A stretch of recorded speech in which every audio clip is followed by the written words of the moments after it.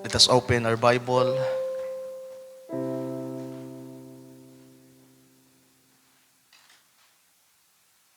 Brother Billy, pwedeng pabigay nito kay Sir Ann.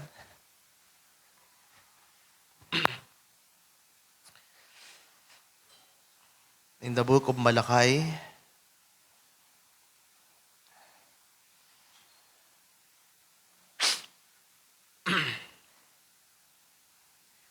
chapter 4, verse 1.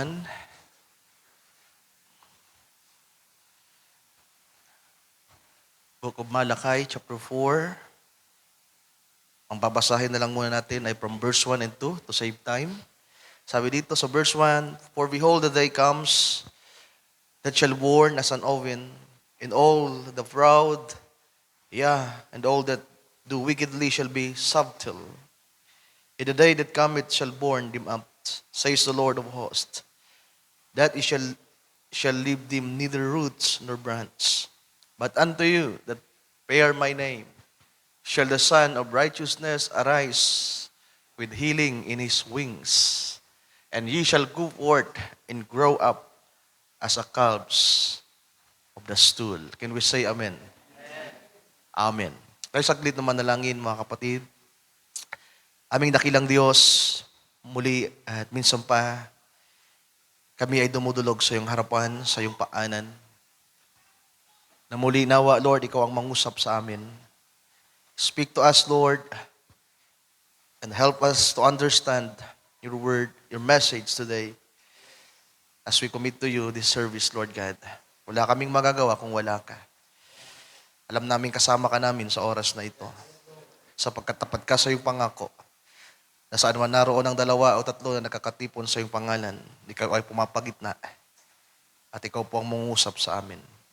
Ito'y aming inaasahan at lubos na sinasampalatayanan at inaangkin sa iyong pong dakilang pangalan.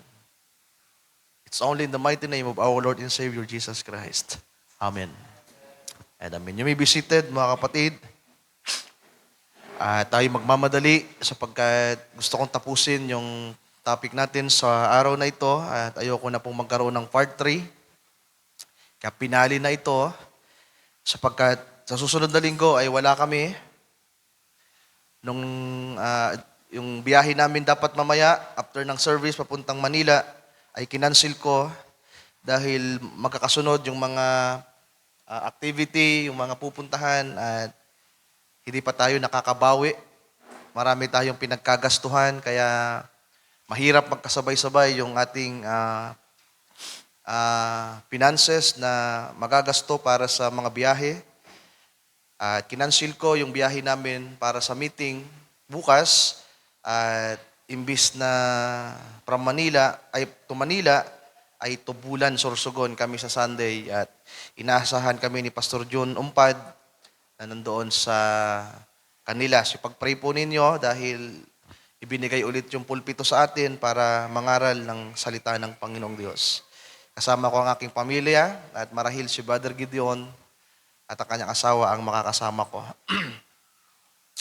At katapusan nga po ay yung camp meeting na target ko din pong matinan sa Samar. 3 days camp meeting at desire ko talagang makapunta doon dahil ipapakilala sa akin ni Pastor Lanlan, yung pastor ng Calbayog City, yung pastor na naroon sa Pagsanghan, na kung saan yung kapatid ng tatay ko ay nandoon na binisita namin.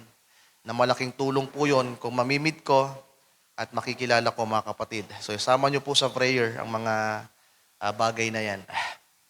At sa hindi po pag-abala, tayo tumungo sa ating PowerPoint. So nung nakarang Sunday ay introduction lang tayo. Hindi ko sinunod yung outline ko, kung ano lang yung leading ng Panginoon. Halo-halo pa kasi yung nadarama ko that time, yung nasa isip ko, meron pang hangover galing sa Bacolod. At hindi ako nakapag-prepare ng PowerPoints. Pero sana ay nakatulong yon para ma-excite tayo sa paksa natin sa araw na ito. Yung mga taga-Ocampo ay nagpaabiso sa akin na hindi sila makakarating ngayon dahil sa ilang mga kadahilanan. At sila ay nakaantabay sa live. At sabi ko, huwag yung palampasin at bigyan nyo ng pagpapahalaga yung paksa ngayon dahil ito ay napaka-importante. So, itutuloy natin yung paksa natin nung nakaraang Sunday, mga kapatid. So, pag-pray ninyo na ito'y lubos nating maintindihan. Ang ganda ng Bible study and exhortation ni Brother Jerry kanina. It is a warning to us na hindi madali ang manghula. At sa panahon natin, maraming so-called prophets ang nagpa-prophesy, pero hindi nangyayari. So, itong ating pag-aaral ngayong umaga ay hindi ito prophesying. It is not a prophecy, kundi it is all studies and understanding na sa sukat na ibinigay ng Panginoon sa inyong lingkod ay sa aking pag-aaral at naaaral at na pag-uunawa ay mapag-unawa din nyo, mga kapatid. At hindi ko na masyadong ilalaborate to. May mga madadaanan tayo na tinalakay ko na dati. At sa mga bisita at mga baguhan, marahil ay hindi nyo masyado pang makuha. Pero kahit papano, I prayed na sana ay meron kayong matanggap sa umagang ito. So yan yung ating topic. The rising of the sun with healing in His wings. So, nung Wednesday, yung topic natin ay napakaganda. Sana antabayan nyo rin po, mga kapatid, lalong-lalo yung mga wala. Napakaganda nung topic natin nung Wednesday. Yung topic natin ay the greater light to rule. Ang may pinakadakilang liwanag ang makakapaghari. At yan ay kinuha natin sa Genesis chapter 1, verse 16, na nang lumikha ang Diyos ng mga liwanag, doon yung araw, yung buwan, yung stars. Sabi doon, He made two great lights, which is the sun and the moon. Pero sabi niya, but the greater lights will rule the day. So iba yung dalang liwanag ng SUN, mga kapatid. At meron tayong subtopic na divine revelation is by predestination. Ang pagpapahayag ng Diyos ay hindi ito para sa lahat.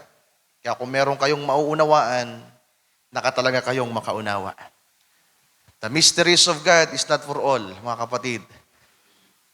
The prophesy, the revelation is not for all. It is only for the elected of God by predestination. So I hope isa kayo ngayon sa umagang ito na makakaunawa. So ito yung binasa natin. Patungkol yan sa second coming. At sabi sa verse 2, but unto you that bear my name shall the Son of Righteousness arise with healing in His wings. Ito ay prophecy sa panahong darating at malapit na tayo sa panahon na yan. Yan, after yan ng World War III, ng Armageddon, papasok tayo sa millennium, sa 1,000 years reign with Christ, na kung saan ang mga makasalanan na tinupok ng Panginoon, sabi diyan ay, we will tread down the wickeds at magiging abo sila sa ating mga paa. Yung kanilang physical bodies na nasunog sa panahon ng Armageddon, pagpasok natin sa millennium, sa 1,000 years, sa isang araw na inihanda ng Panginoon para tayo mamahinga, nakasama siya. Kaya nga yung mundo na paghaharian natin sa loob ng 1,000 years, ayusin muna natin kasama ng Panginoon. Dahil bago yung kaginhawaan na nariyan, ay meron munang pagsasaayos, merong regeneration at pag-aayos ang Panginoon na gagawin. And sa verse 5, sabi diyan, behold, I will send you Elijah the prophets. Ito ay prophecy na ang Panginoon ay muling magsusugo, hindi ng literal na Elias, kundi ng espiritu ni Elias. Sapagkat alam natin na si Elias na propeta ay nabuhay ito sa mga panahon pang nagdaan, sa panahon ng mga hari. At mababasa natin yan sa Chronicles at sa Kings. Pero sabi ng Panginoon, bago siya muling bumalik, sa kanyang muling pagbabalik na dakila at kakilakilabot, siya ay muling magsusugo ng propeta sa spirito ni Elias. At ang purpose, and he shall turn the heart of the fathers to the children. Dalawang bagay yan, and the heart of the children to their fathers, lest I come and smite the earth with a curse. At habang ito inihahanda ko, mga kapatid, parang hindi natin mapagtutuunan ng pansin yung naka-highlights na yan na the heart of the children to their fathers dahil kukulangin yung oras natin. Sa sunod na lang po yan. At yan ay may kinalaman sa ministry ng propeta sa ating panahon. May mga madadaanan tayo, pero konting-kunti lang. Then, I want to read the quotes. Sabi dito, sa pangaral ni Brother Branham, na we have seen His star and have come to worship Him. Referring yan sa 3 wise men na nung first coming ay may nakita silang bituin na nagliliwanag at ito'y sinundan, ito ang tiningnan ng 3 wise men at ito ang naging guide nila para ma-meet nila ang Panginoon and they worship the Lord. Sabi dito sa paragraph 6, and these dark worlds someday, pinangaral ni Brother Branham 1963, December 16, bago mag-1964, sabi niya, ang madilim na mundo ngayon, ang madilim na mundo, isang araw ay magiging maliwanag ulit. Lahat ay magiging maliwanag. When Jesus Christ, the Son of Righteousness, shall come again. Ang mundong ito na napakadilim, isang araw ay muling magliliwanag ng matinding liwanag kapag si Jesucristo na araw ng katwiran ay muling pumarito. Then, we'll have no more darkness. Referring sa pagkatao natin. Then, we will have no darkness. Ngayon, ang dami pang madilim sa buhay natin. Ang dami pang malabo, hindi natin maintindihan. Marami pang madilim na ugali, attitude, character to us, mga kapatid. Pero sa pagdating muli ng ating Panginoon, lahat ay magiging maliwanag. Until that time, just as we look out at night time and see the moon shining. Habang naghihintay tayo ng araw na yan, ang meron lang tayo ngayon ay ang liwanag ng buwan. So balikan nyo yung pangaral ko nung Wednesday, sapagkat pinag-aralan natin kung ano yung araw, ano yung buwan, at ano yung mga bituin. Ang buwan ay sumisimbolo ng church na habang hinihintay natin ng Panginoon, ang meron tayo ay ang liwanag ng buwan. Ang liwanag ng church. Amen. Ang meron tayo ay ang reflected light from the sun. Ang liwanag ng church, ang liwanag ng buwan na tumitipo sa simbahan ay hiram lamang na liwanag mula sa Son of God. Sabi sa paragraph 7, and in the absence of the sun, the moon reflects the light of the sun to the earth, giving it a lesser light that we can see how to get around by the moonlight until the sun rises. And then the sun and moon becomes one. Hallelujah! Yan ang maganda, mga kapatid. Matalinghaga yung pangungusap ng prophets. The same sunlight and moonlight is all the same. Paragraph 8, that's what the church of the Lord Jesus Christ should be, reflecting the lights of Him while He is absent from the earth in physical body. So wala ang physical na maluwalhati ng ating Panginoon na katawan, mga kapatid. Nakaluklok ang katawan ng ating Panginoong Yesus sa mga langit. Pero ang kanyang spirito na kagaya ng liwanag ng araw ay presente sa atin. Para siyang araw. Yung SUN, nakikita natin na nandyan, na lumiliwanag, pero ang layo niya. At walang sinong makakarating diyan. At ang ating Panginoon ay kagaya ng araw na sabi ng Bible, ang pagitan natin sa Kanya ay parang langit at lupa. Pero bagamat ang ating Panginoon, ang kanyang maluwalhating katawan, ay nakaluklok sa trono ng mga langit na sinasambat, pinupuri ng mga anghel araw at gabi, ang kanyang kaluwalhatian, ang kanyang kapangyarihan, ang kanyang liwanag, ay tumatanglaw sa atin ngayon. In spiritual realm. Ang ating mga kaluluwa ay naliliwanagan ng sikat ng araw ng ating Panginoon, at ito ay ang kanyang salita, mga kapatid. Pero isang araw, ang kanyang pisikal na maluwalhating katawan ay makikita natin at makakasama. Do you believe that? Ang ating Panginoong Yesus na umakyat sa langit, muling bababa para maghari sa ibabaw ng lupa. At kasama natin siya. Pero habang wala pa yan, kinakailangan ang iglesia, ang mga mananampalataya ay may taglay na reflection ng liwanag. Dapat may liwanag tayo, mga kapatid. Dapat nagliliwanag tayo. Sabi diyan, the church should be the reflection of Jesus Christ and this dark art. So napakadilim po sa panahon natin. Sabi ng prophet, 1963, napakadilim ng mundo mula pa sa mga panahong nakalipas. Timeline. Babasa mo tayo ng mga verses, tingnan natin ang panahon nating kinabubuhayan. Bakit nga ba nilikha ang araw, ang buwan at ang mga bituin?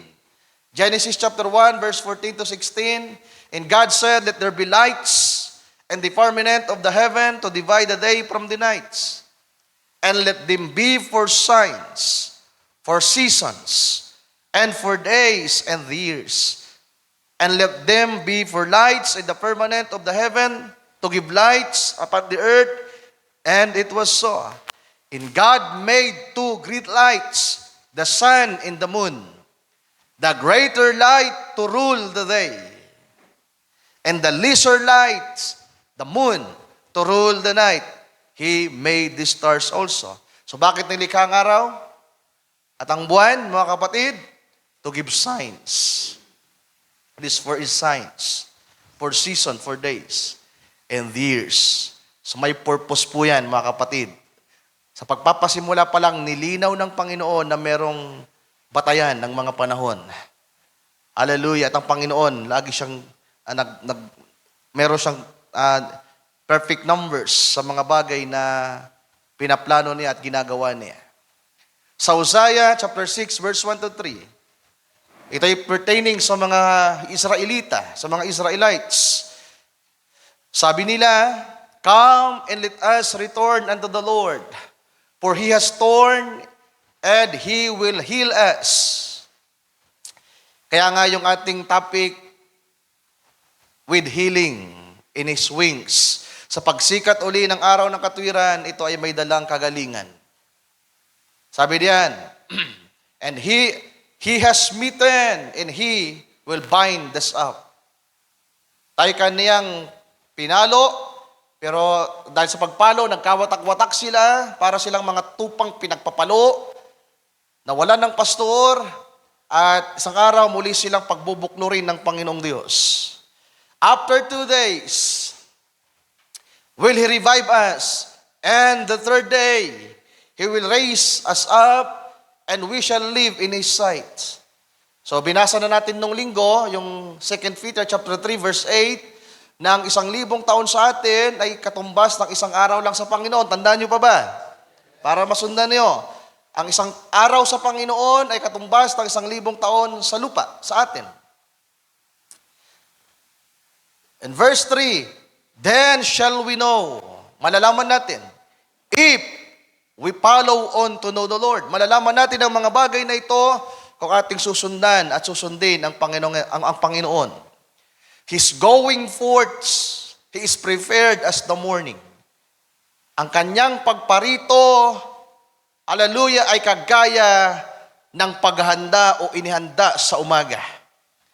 And He shall come unto us as the rain, as the latter and former rain unto the earth. Kaya nga, bago po sumikat ang araw, mga kapatid, maulap po yan at may mga hamog.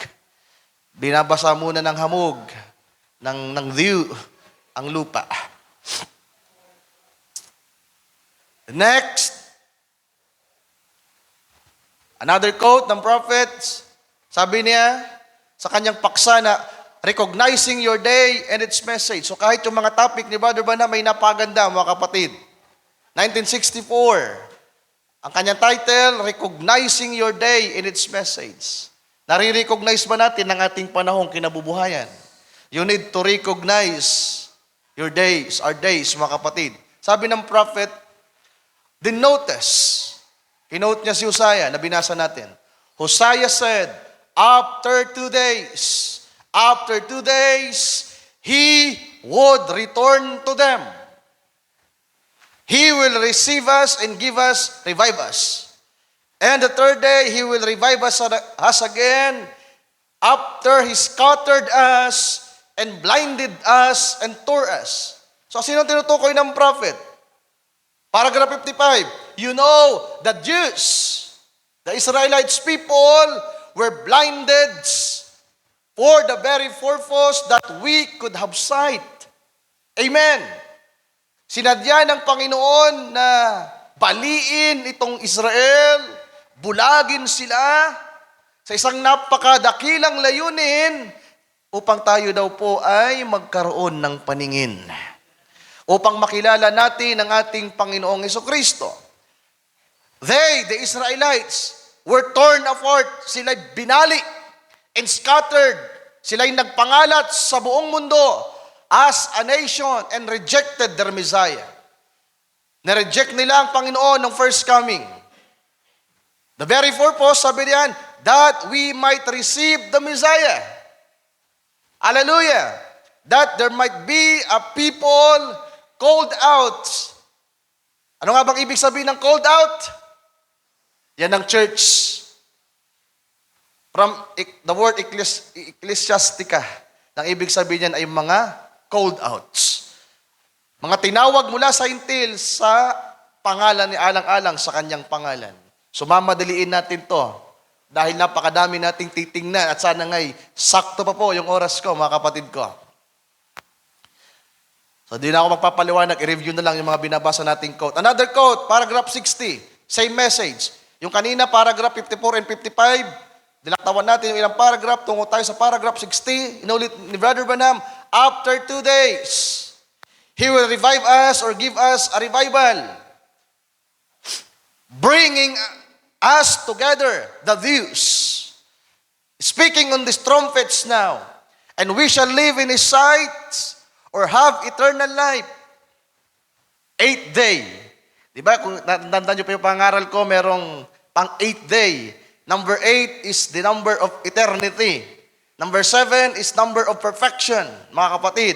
Kaya yung binigay sa atin ay hanggang 7, merong 7 kapanahonan ng iglesia, merong 7 araw na ibinigay sa atin. Ang creation ay merong 7 araw, yung pang 7 araw nagpahinga ang Diyos.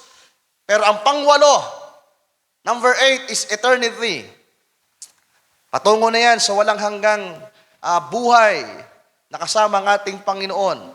Sabi diyan, she that lives in pleasure is dead while she's alive. So we promise that Israel again would have life in His sight. She's been dead. Patay ang Israel ngayon sapagkat sila'y binali. Para silang sanga na binali at pinutol to the Pax and to the Pentecostal feast. Kailan nangyari yung Pentecostal feast, mga kapatid? 33 AD. Diba? At the day of Pentecost, sa chapter 2 ng Book of Acts, nagkaroon ng dakilang kapiyastahan. Ang mga apostoles ay nangapuspos ng Espiritu Santo. Pero ang mga Hudyo nung panahon na yon, they are cut off. Andyan pa ba kayo? Makinig kayong mabuti. Balang araw, sisingilin kayo ng narinig nyong ito. It's either it gives you understanding and revelation, o kaya pagsisisihan niyo yung araw na ito na hindi nyo ito naunawaan. And may the Lord guide you and help you, mga kapatid. All of us, gabayan nawa ng Panginoon. Pwede nyo namang i-review ito. The next, sa pagpapatuloy, mahaba yung quote na ito. Now notice carefully. Sabi ng prophet, ngayon tingnan nyo, nagmabuti. Then after 2 days, now, that didn't mean 24 hours day. Natutuwa ako dito sapagkat binanggit mismo ni Brother Branham, sabi niya, now, hindi ito nangangahulugan ng 24 hours. Marahil hindi pa niya nakita yon. Mamaya titingnan natin na pag sinabing isang araw, 24 hours yan. Binanggit ng prophet na merong 24 hours. Pero hindi pa niya nakita sa panahon niya na merong malaking kinalaman ang 24 hours.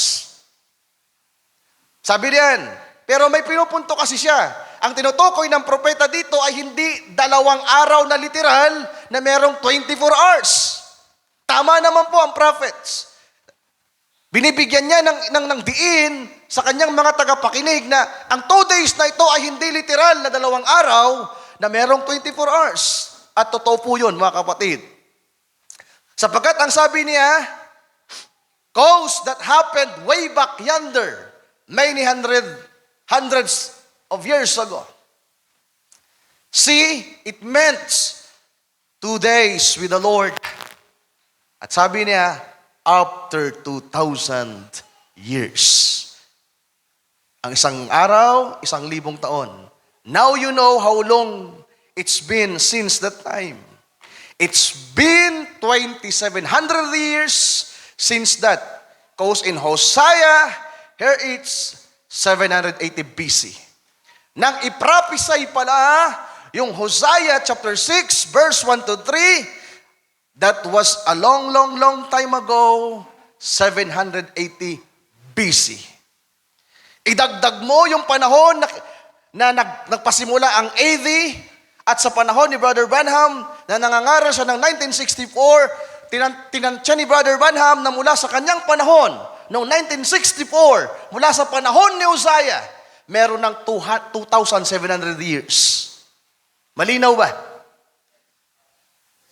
Ibig sabihin, malinaw kay Brother Branham na merong 2,000 years.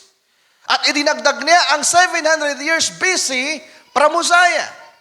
Sana nasusundan niyo.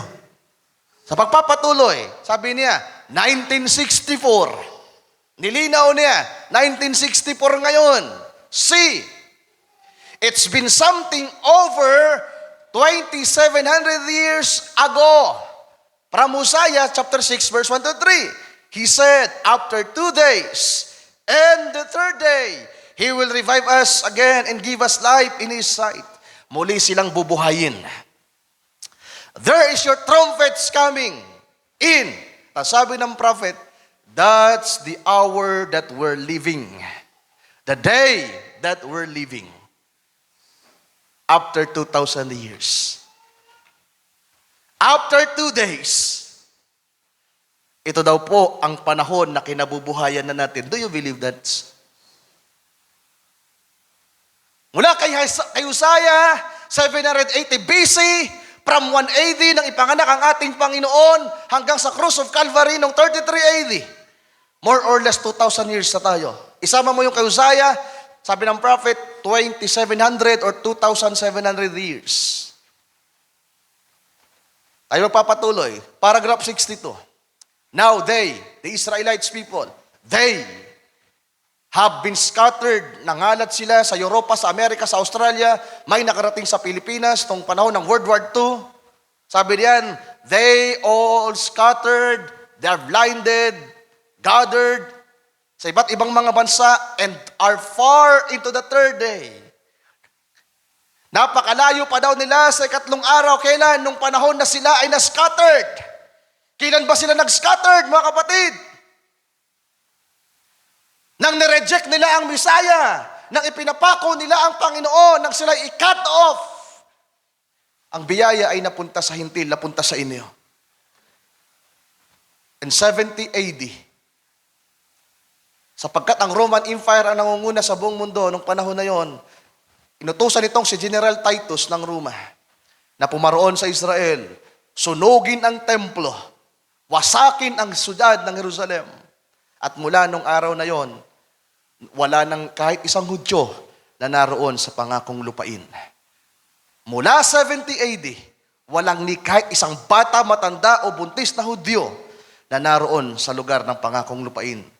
Kaya sabi ng Panginoon, sa aba ng mga nagpapasuso, sa aba ng mga buntis, sa mga nanay sa panahon na yan, na sila'y tatakas sa panahon. Sabi ng Panginoon, ipag-pray ninyo na huwag kayong aalis at tatakas sa Jerusalem sa panahon ng taglamig. Pero sa panahon na yan, mga mahal kong kapatid, from 70 AD, ang mga Hudyo ay nangalat. At napakalayo pa daw nila sa third day. Napakalayo pa nila sa third day nung panahon na yon. You see, they were scattered from Palestine throughout the world. Alin yung Palestine? Balikan nyo lang ulit yung pag-aaral natin dati. Ang Palestine ay ang Promised Land. Ang Palestine ay ang Kanaan, mga kapatid. At nasabi dito, nangalat sila mula sa Palestine patungo sa buong mundo na sila'y bulag. At kanilang nireject ang Messiah. At nasabi dito, sabi ng prophet, biglang humugot siya.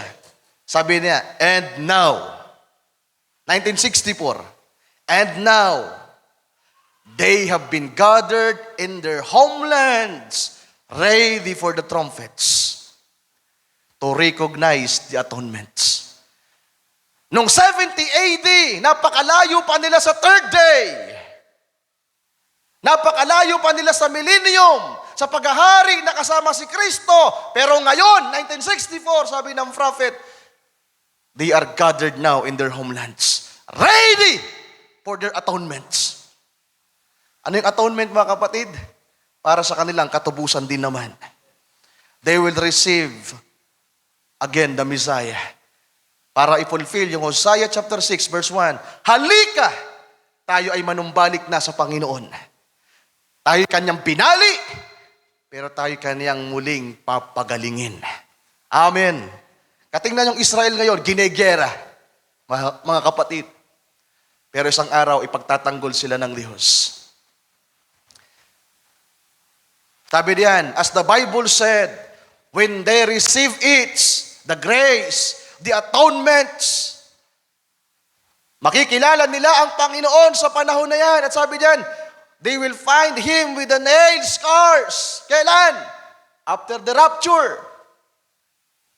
Rapture muna. Pagkatapos ng rapture, mga kapatid, ang biyaya ay babalik sa Israel. At makikilala nila si Kristo na ipinako sa krus ng Kalbaryo. 2,000 taon ang nagdaan. At sasabihin nila, saan nanggaling ang mga sugat na nasa iyong kamay? Saan nanggaling ang sugat? At sasabihin niya, sa bahay ng aking mga kaibigan. Sino yon, mga kapatid? Yung mga Hudyo sila. Yung kanilang mga magulang na nagpapako at nag-reject sa ating Panginoon 2,000 taon ang nagdaan. Taktawan na natin yung manasa babang bahagi. Ang oras hindi magpapahintulot. Paragraph 63. They are in their lands. 1964, sabi ng prophet, they are in their lands. They were scattered, blinded dati, and now gathered. And it was all under the sixth seal. Their 7 trumpets sounded to gather them together. The 6th trumpet, the 7th is the great trumpets, as we had last Sunday. The 6th trumpet sounded under the 6th seal, just like our 6th seal opens everything at the same time. Only there's all sounded at once. Nasabi ng prophet, where we've been 2,000 years in the Pentecostal feast. Kailan naganap yung Pentecostal? Gusto kong idiin sa inyo. Dahil lumaya may titingnan na tayong mga taon. Sabi ng prophet, we've been 2,000 years in the Pentecostal feast. Nagsimula yan noong 33 AD. Ang ating Panginoon ipinako sa krus 33 AD. Ilinibing 33 AD. Bumangon ulit 33 AD. After 40 days and 40 nights, nakisama siya, yung 40 days and 40 nights, nakisama siya sa kanyang mga alagad. Same year, 33 AD. Pero after 40 days and 40 nights, umakyat siya sa langit. Nakita siya ng mga alagad na umakyat sa langit. At merong 2 anghel na biglang nagpakita sa kanila at nagsabi, "O mga Galileo, bakit tinitingnan niyo sa Jesus na umakyat sa langit? Hindi niyo ba alam na sa kanyang muling pagparito ay makikita niyo siyang kagaya ng kanyang pag-akyat?" Acts chapter 1, basahin niyo na lang, mga kapatid. Sabi dito sa papapatuloy, paragraph 64, now, 2,700 years since that time, mula sa panahon ni Hosea, he said, and the third day will be gathered again. Sabi ng prophet, sa 3 araw, magagathered sila. Ang tanong, nasa third day na ba tayo ngayon? After 2 days na ba?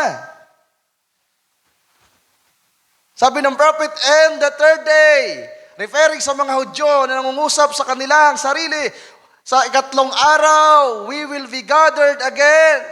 After 2 days and the third day, we will be gathered again and receive life in His sight. So kailan kaya yan magsisimula? Sabi ng prophet, do you see the promise?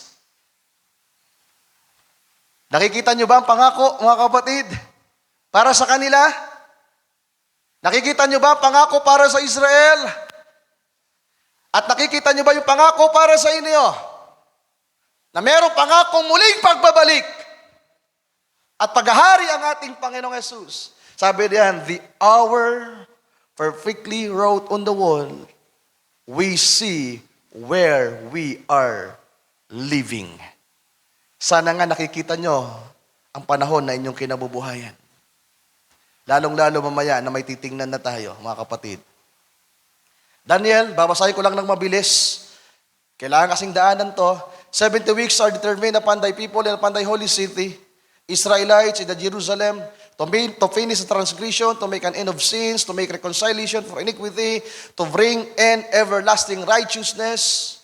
Yung purpose ng 70 weeks, to bring in everlasting righteousness. Bakit? Ibinold ko yan. Kasi andun yan sa title natin, The Son of Righteousness, Arise. So ang isang purpose ng Daniel 70 weeks ng Daniel, mga kapatid, to bring an everlasting righteousness. To seal up the visions and prophecy and to anoint the most holy. Laktawan na natin ang verse 25. Dito tayo sa verse 26. And after 62 weeks, shall Messiah be cut off. Shall Messiah be cut off, but not for himself, and the people of the prince that shall come shall destroy the city, the Jerusalem, and the sanctuary, yung templo. And the ends thereof shall be with floods, and unto the ends of the war, desolation determines. Hindi na rin natin yung basahin to save time. Romans 11 verse 1. Sabi ni Pablo, I say then, has God cast away His people? Yan yung sinasabi na nakat off sila. When they rejected the Messiah, they cut off. At ngayon nagtatanong si Pablo, has God cast away His people? The Israelites people, God forbid. For I also am an Israelites. So ang tinutukoy ni Pablo ay ang mga Hudyo, the Israelites people. I say then, verse 11, have they, yung Israel, stumbled that they should fall? God forbids. But rather, through their fall, salvation is come unto the Gentiles, for to provoke them to jealousy. For I speak to you Gentiles, inasmuch as I am the apostle of the Gentiles, I magnify mine office. Verse 16. So nilalaktaw-laktawan na lang natin. For if the first fruit be holy, sino yung first fruit? Si Jesus Christ. Ang ating Panginoon bilang first fruit ay banal. The lamp is also holy. Sino yung lamp na yan? Alam nyo, kapag sinerge nyo yung lamp sa puno, mga kapatid, yan yung mga pangit tingnan sa puno. Yan yung mga baku-bako. Kapag tinignan nyo yung puno, ang daming mga bukol-bukol. Daming mga, iba yung ano nyo. Pag tinignan nyo yung puno, ang ganda, pagtuwid. Pero kapag may mga pinutol na, yan ay nasugatan, dumaan yung dagta, may mga bumubukol-bukol, di ba? Yan yung lamps.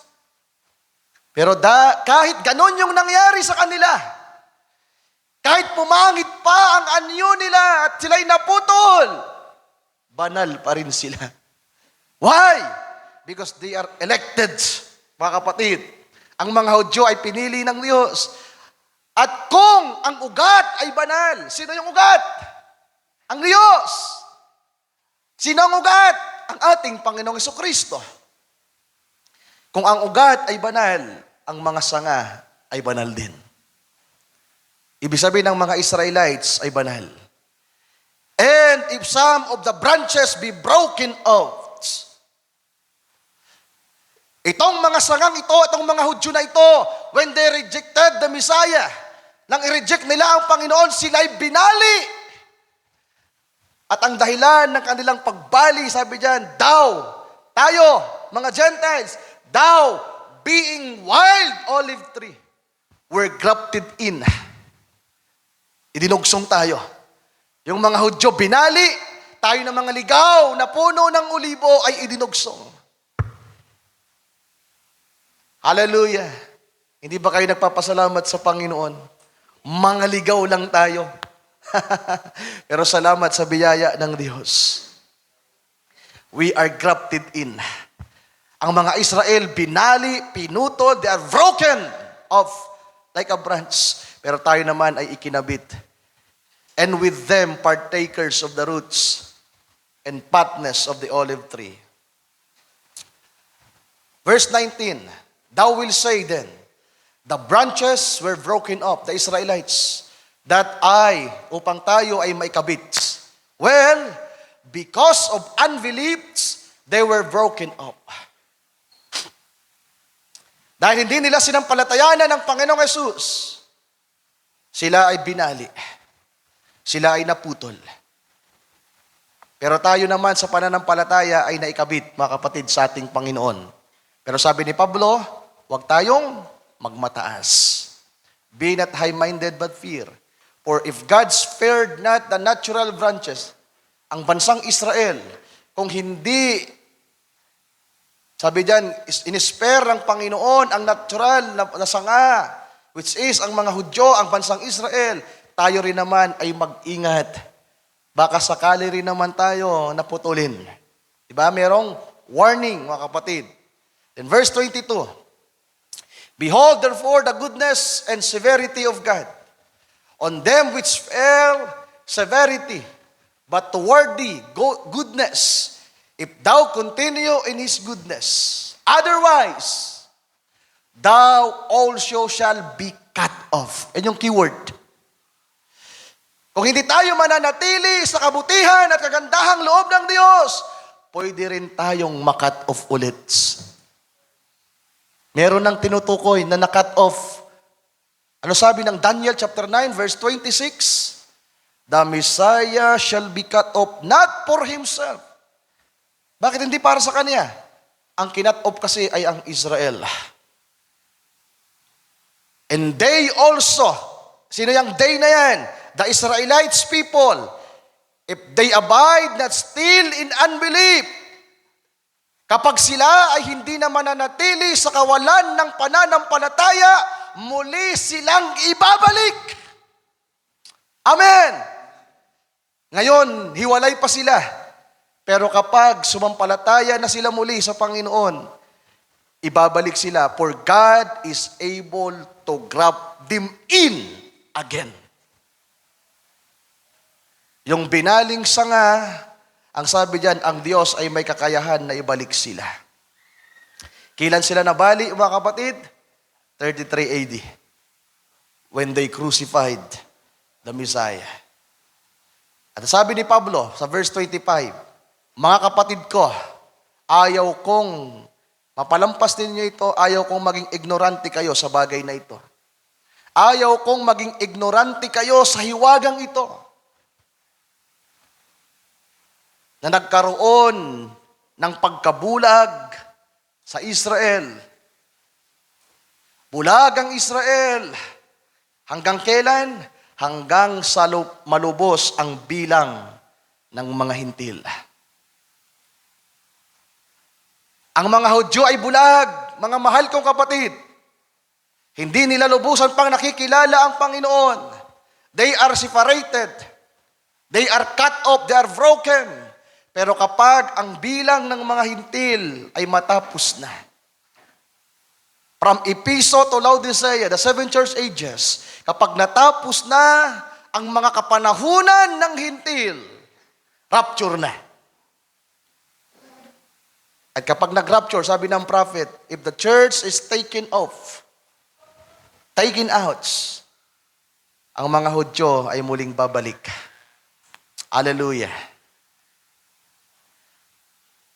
In verse 26, patungkol pala sa Israel, yung binabasa natin, at malinaw naman na Israel ang tinutukoy natin, pero andito mismo, yung pangalang Israel, and so, all Israel shall be saved. As it is written, merong araw ng katwiran na sisikat na merong kagalingan sa kanyang mga pakpak. Isang araw, lahat ng mga Hudyo sa ikatlong araw, after 2 days, merong sisikat, merong darating na tagapagligtas at tagapagpalaya sa kanila. At aalisin ang kanilang kalikuan. Liliwanagan sila ng katwiran ng anak ng Diyos at ang kanilang kasalanan ay aalisin. Ang kasalanan ang nagpapadilim sa buhay ng tao. Ang kasalanan ang nagpadilim sa mundong ito.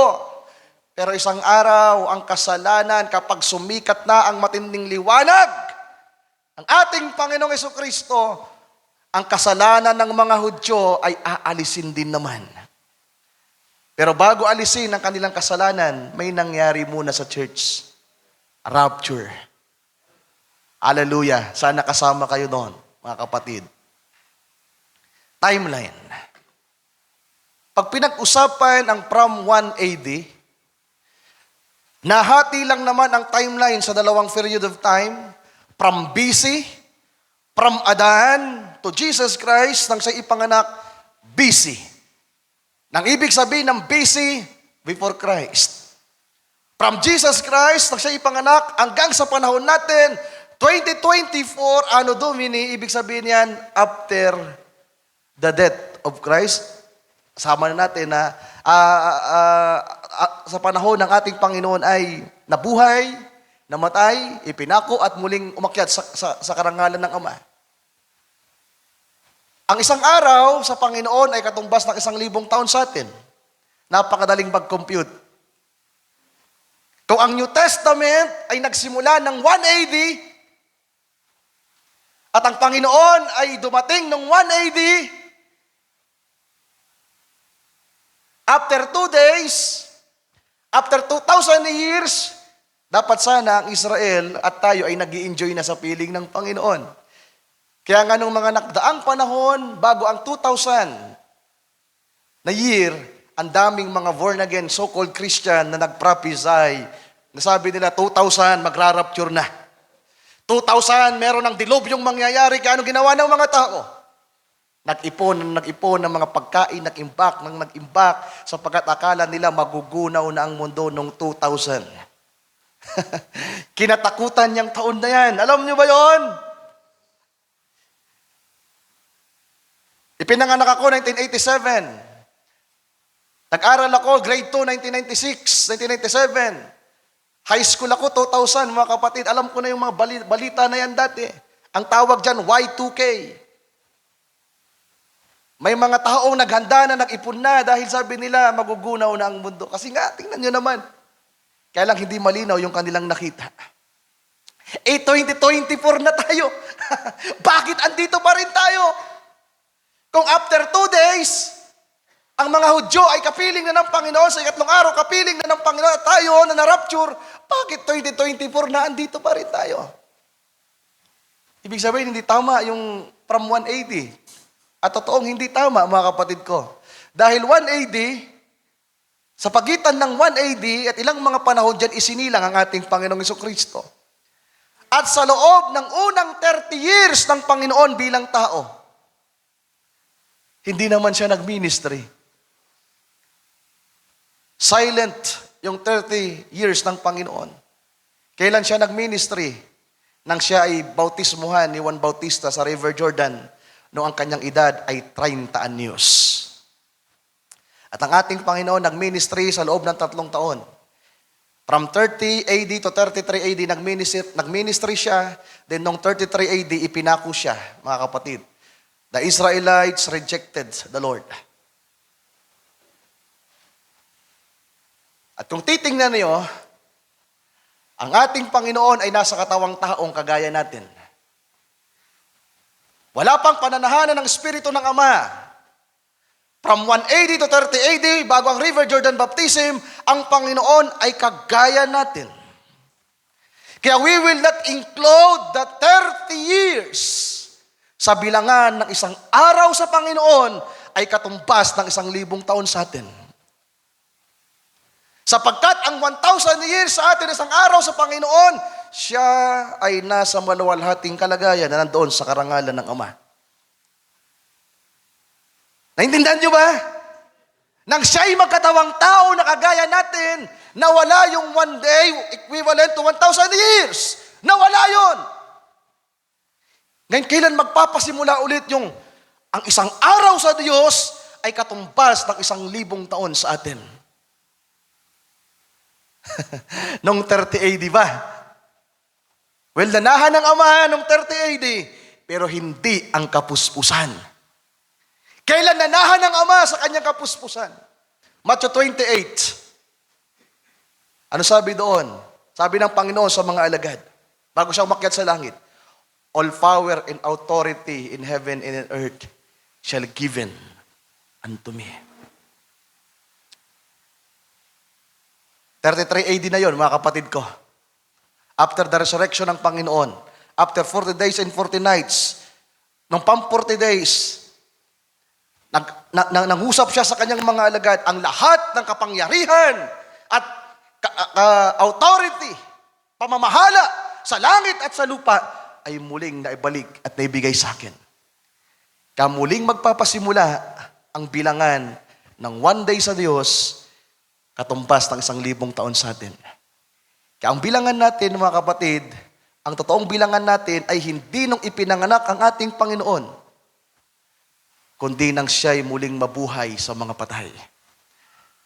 Magpapasimula ang bilangan natin ng iglesia ng ating Panginoon, ay ialay niya ang kanyang buhay, siya'y namatay, ilinibing, at muling nabuhay sa mga patay.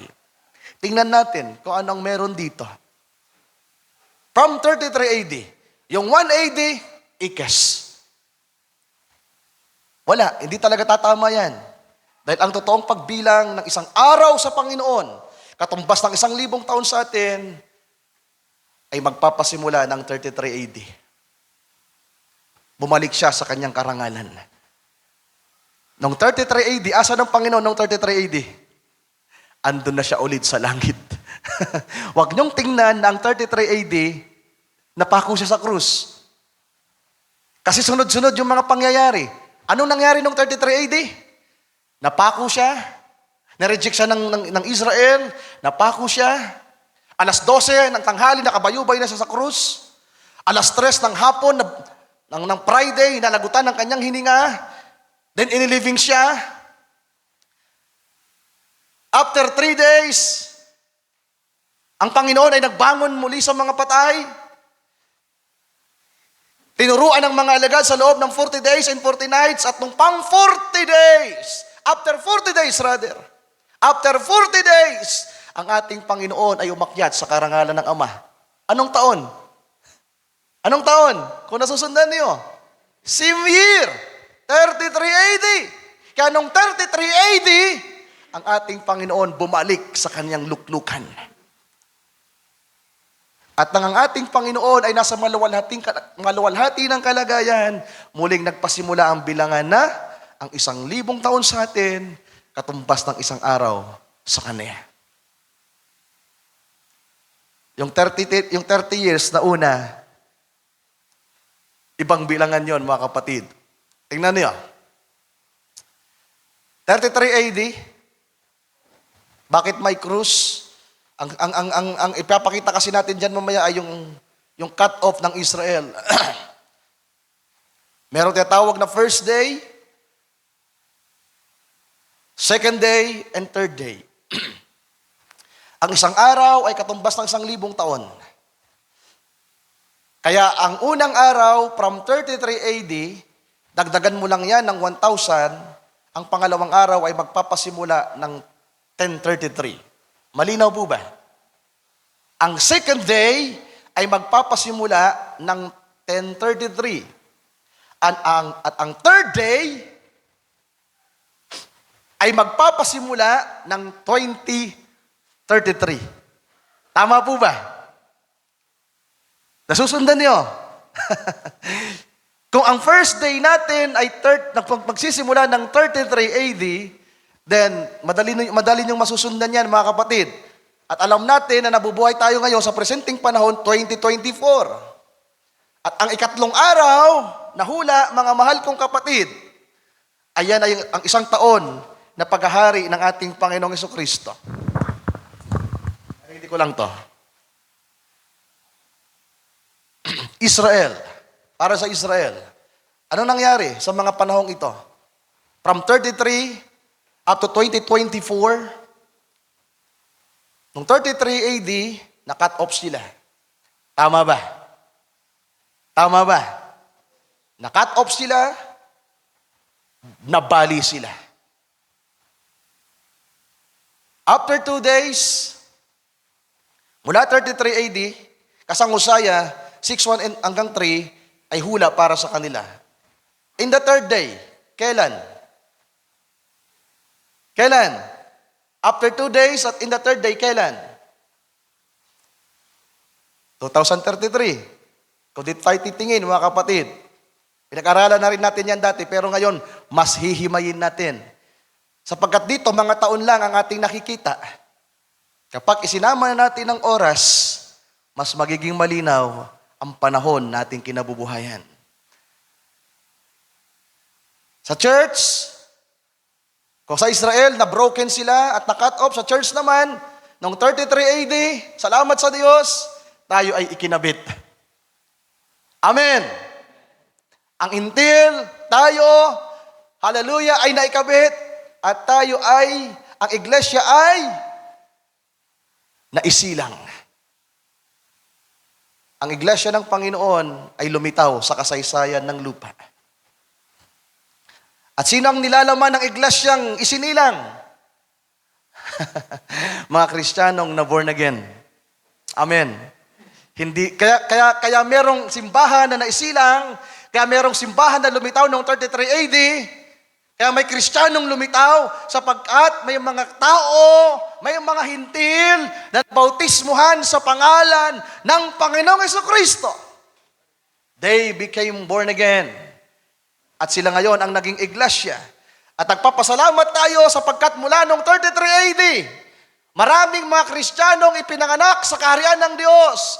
Maraming mga mananampalataya na naging parte ng kaharian ng Diyos at tayo na nabubuhay sa panahong ito, nagpapasalamat. Dahil kasama din tayo sa naikabit ng panahong ito. Pero sabi ni Pablo, mag-ingat tayo. Kasi merong mga tao na babaliin, the foolish virgins. Ang hindi babaliin, ang nobya ni Kristo na makakasama sa rapture, pero merong mga aalisin, merong pagsasarhan. Sino yung pagsasarhan?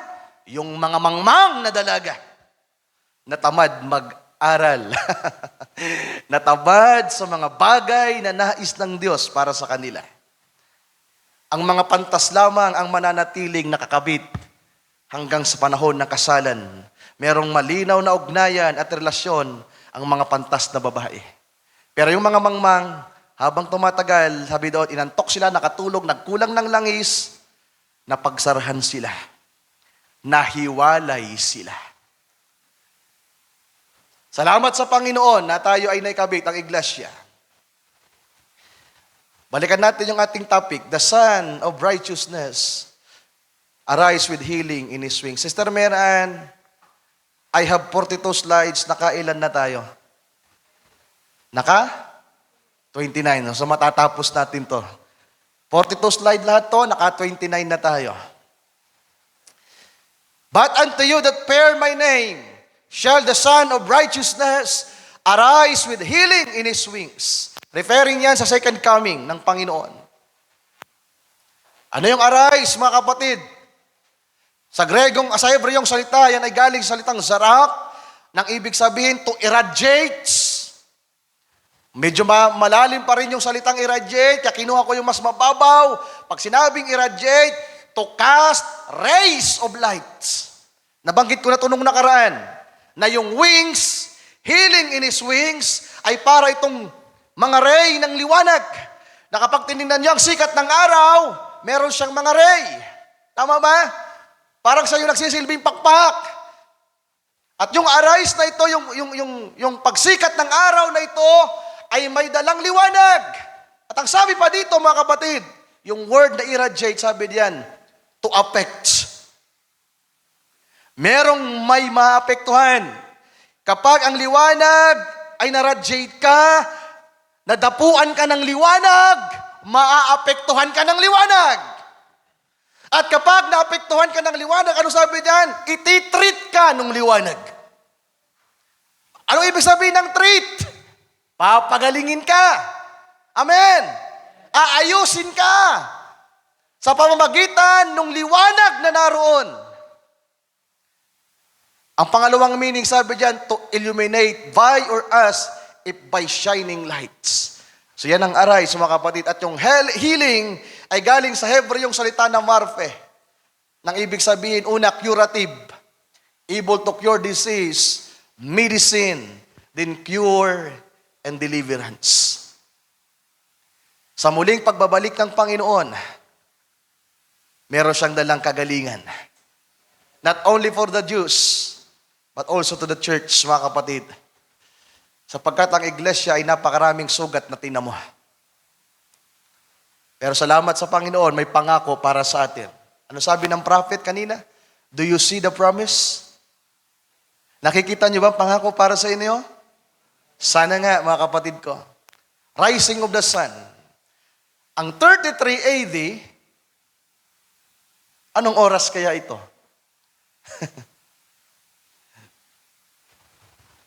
Inilarawan natin yung Mark 16, verse 1 to 3, nang pumunta si Magdalena, si Salome, sa pagbubukang liwayway sa pagsikat ng araw, nakita nila yung libingan na wala na yung bato. Itinake note ko pati yun, mga kapatid. The great stone rolled away. Kaya meron akong isang paksa na ihahanda sa susunod. Merong malaking bato na humaharang sa libingan na naalis sa panahon ng resurrection. Merong malaking bato na kung hindi yun na-rolled away, ay hindi makikita ni Maria Magdalena na naposes ng 7 spirito na karumal-dumal at hindi nila maintindihan na ang Panginoon ay nagbangon mula sa mga patay. Pero salamat, sabi ng patotoo, the great stone that covers, di ba, rolled away. Sa isang paksay na napaganda.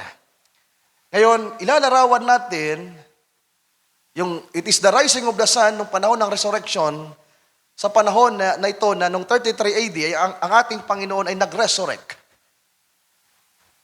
Tiningnan ko ito sa iba't ibang oras at wala akong panahon para sabihin sa inyo ang lahat at elaborate ang lahat, mga kapatid. At ang ipapakita ko na lang sa inyo ay yung tumpak na oras na nakita ko. Magsisimula ito ng 5 a.m. At kapag sinerge nyo, kadalasan pong sumisikat ang araw, alas 5 ng umaga. Hindi naman eksakto. Minsan 5:05, 5:10, 5:15, 5:17, pero laging alas 5. I-search nyo sa Google. Always alas 5 ang pagsikat ng araw. And after one day, siyempre, 5 a.m., 6 a.m., 7 a.m., hanggang 12 noon, magwa 1 p.m., 2 p.m., 3 p.m., hanggang 12 midnight. Para makumpleto, pag kinuha natin yung 33, mga kapatid, mamaya makikita natin yan ng mas malinaw. Ang 33 ay hindi aksidente na pag-ikot ng orasan, alas 6 ng umaga. At pag-ikot ulit ng orasan ng after 24 hours, after 1,000 years, pag-ikot ulit ng mga panahon, alas 7 ng umaga. Sana ma-amaze kayo dito. Ang daming years, ang daming oras na umikot ang mga panahon. Pero yung 33 AD, nagsimula ng alas 5. Yung 1033 AD, naging alas 6. At yung 2033 AD, naging alas 7. Tuloy natin. May araw na sumikat. Naniniwala ba kayong may araw na sumikat noong 33 AD? Naniniwala kayo? Sinong naniniwala na mayroong araw na sumikat noong 33 AD? The Son of God was risen from the dead. Hallelujah! Then nung 1033, bagamat sa panahon ni Pablo, nung 53 AD, nakapasok ang Antikristo, nagdilim ang mga panahon, nagkaroon ng Dark Ages. Pero bago ang mga panahon ay umusog, nagdilim, pero magliliwanag ulit. Kaya nung 1033, nagliwanag ulit, dumilim ulit at nagliwanag.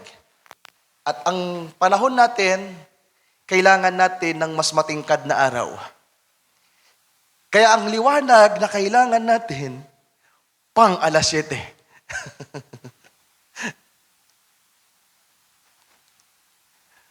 Ang number 5, number of grace.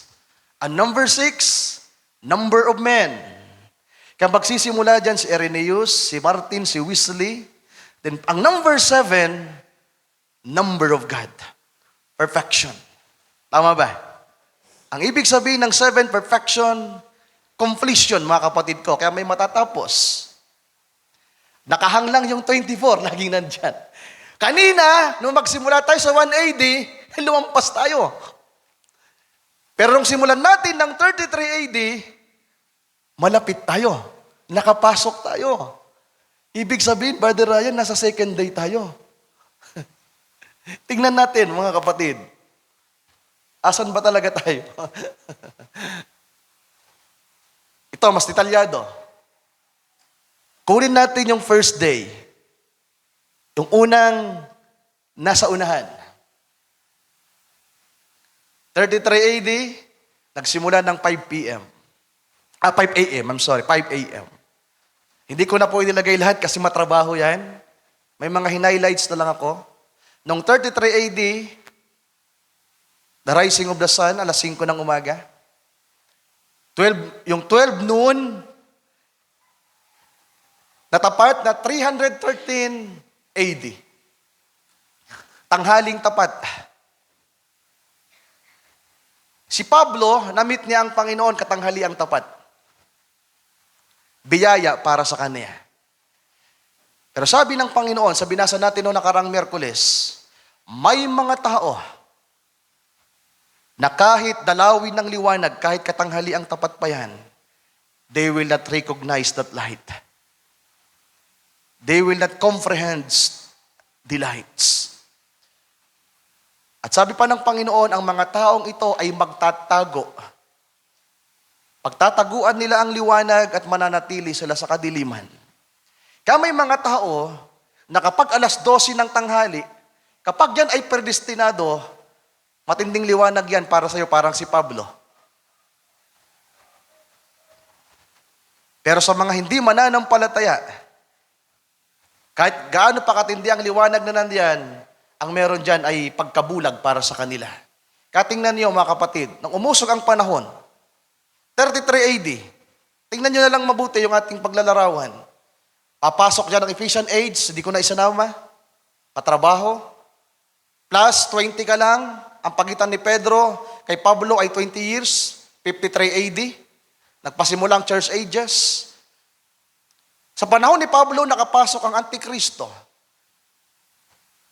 Pagtanghaling tapat, kainitan ng araw, 313 AD, ano meron dito, mga kapatid?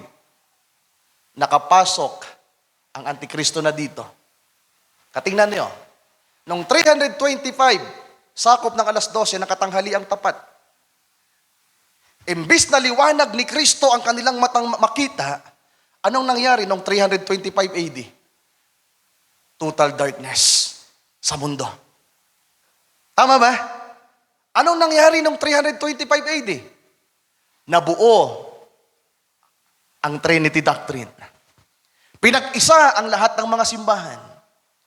Ang bautismo sa pangalan ng Panginoong Jesucristo, pinalitan sa bautismo sa pangalan ng Ama, ng Anak at ng Espiritu Santo. Noong 325 AD, yung Diyos-Diyosan ng Roma na si Venus, ginawa nilang si Maria. Noong 325 AD, ang Apostol Pedro, na magiting ng mga Kristiyano, ginawang kauna-unahang Santo Papa. Hindi Santo, ng Papa ng Roma. Maliwanag o madilim? Napakadilim sa kasaysayan ng mundo. Di ba pinagpapatay ang mga Kristiyano dyan, mga kamahal kong kapatid? Nasusundan nyo ba? Sana may makita kayo. Anong meron sa 325 AD? First Council of Nicaea. Diyan binuo ang mga aral ng mga Roman Catholic Church. Then meron pang sumunod yan, nung 381. Kasama pa rin ng 300, nung 381 AD. Ang tawag naman sa council na niya, di ko na po isinulat, First Constantinople Council. Sapagkat ang emperador ng Roma nung panahon na yon ay si Constantine, siya rin ang nanguna ng First Council of Nicaea. Pero nang siya maging Kristiyano na-convert si Constantine bilang Kristiyano, ang sumunod na meeting or konseho ay naganap noong 381 na tinawag na yan na First Constantinople Council, na ang meron dyan mga mahal kong kapatid, yung nabuo na doktrina noong 325 AD, diniklara. Noong 381 AD, Declaration of the Trinity or Trinitarian Doctrine.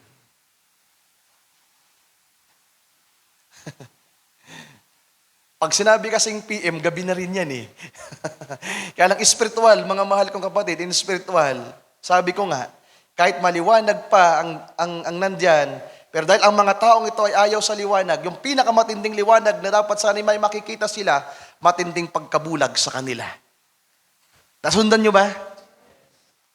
Kadiliman para sa mga taong ito.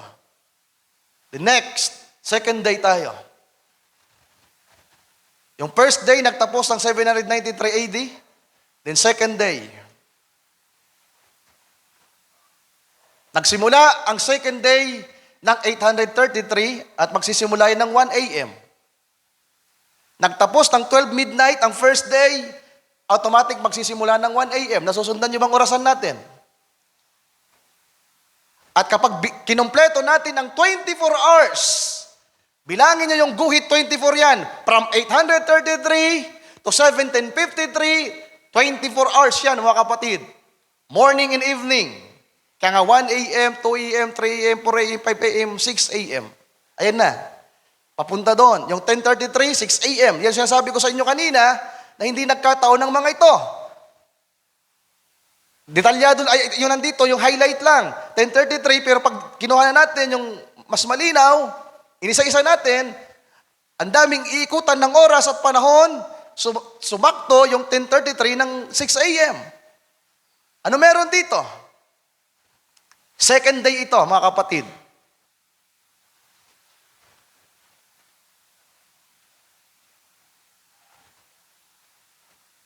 Umaga, papuntang gabi. Kaya sa panahon ni Luther, gabi. Sa panahon ni Constantine, tanghaling tapat, pero madilim. Pero sa panahon ni Luther, bagamat gabi, may liwanag. May sikat ng buwan. May nag-reflect na liwanag mula sa langit. Kailan yung refleksyon na ito ng Iglesia ng Panginoon? Noong 1505, ano meron sa 1505? Noong 1505, July 1505, a lightning struck Luther during thunderstorm. Habang bumabagyo at napakakapal ng ulap, si Luther na tumatakas sa kalooban ng Diyos, gabing-gabi, biglang kinidlatan ng Diyos. In physical, kinidlatan talaga siya. At ang sabi doon ni Luther, muntik na siyang mamatay. Nagkwekwento siya sa kanyang tatay na nanginginig na takot na takot. Ang sinasabi niya, mahabag ka o Diyos, mahabag ka o Diyos, have mercy on me, God. At kung bibigyan mo ko ng isa pang pagkakataon na mabuhay mula sa araw na ito, paglilingkuran kita. Ano meron sa 1505? merong refleksyon ng liwanag na sumilang. Nagkataon kaya ang mga yan, mga mahal kong kapatid, sa panahon ni Constantine, tanghaling tapat, madilim. Nagdilim ang buong mundo. Pero sa panahon naman ng gabi, 6:00 ng gabi, 12:00 ng tanghali sa panahon ni Constantine, nagdilim. Pero pagpasok ng gabi, pag 6:00, merong buwan na sumikat. Sino nga ba yung buwan? The church. Anong tawag sa ginawa ni Luther?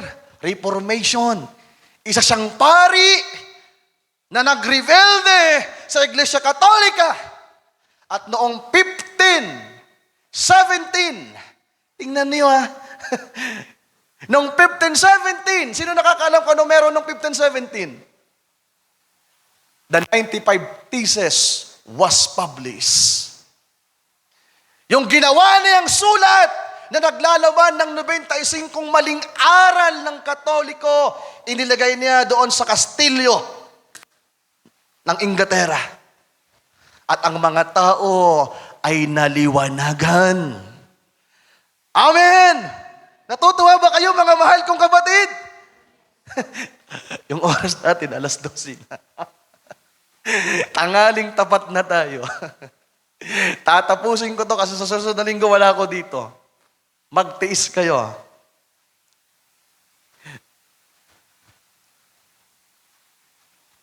Pwede ba nating palakpakan ng Panginoon, mga kapatid?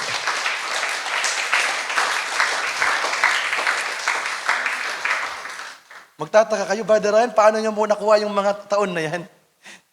Kuya Ryan, paano niyo po nakuha yung mga oras na yan? Ang pinagbatayan ko, 3 lang naman po. Kapag ang 2,000, i-divide mo ng 48, ang lalabas dyan, 41.66666666666. Para makuha natin kung ilang taon, ang isang oras, ang bawat isang oras, dahil ang isang araw ay may 24 hours, ang 2 araw ay may 48 hours, at ang isang araw sa Panginoon ay 1,000 taon sa atin, ang 2,000, i-divide mo ng 48. Tama ba yung mathematics ni Brother Ryan? Ang 2,000, equivalent ng 2 araw. Sapagkat ang isang araw ay katumbas ng 1,000 taon. At ang isang araw ay katumbas ng 24 na oras.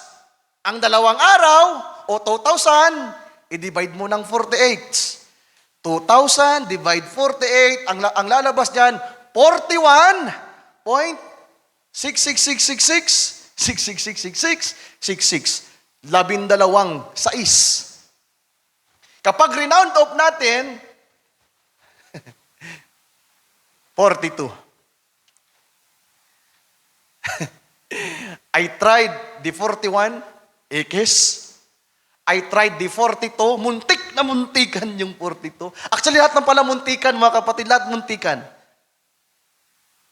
Pero sabi ko, merong perpektong number ang Diyos lagi. Inigsakto ko po sa 40. Dahil ang araw naman kasi natin, ang araw kasi natin ngayon, ang isang taon, 365 days. Pero sa Biblia, ang isang taon ay katumbas lamang ng 360 days. Malinaw ba? Alam nyo ba yon? Sa Biblia, ang isang taon, 360 days, walang butal sa Diyos.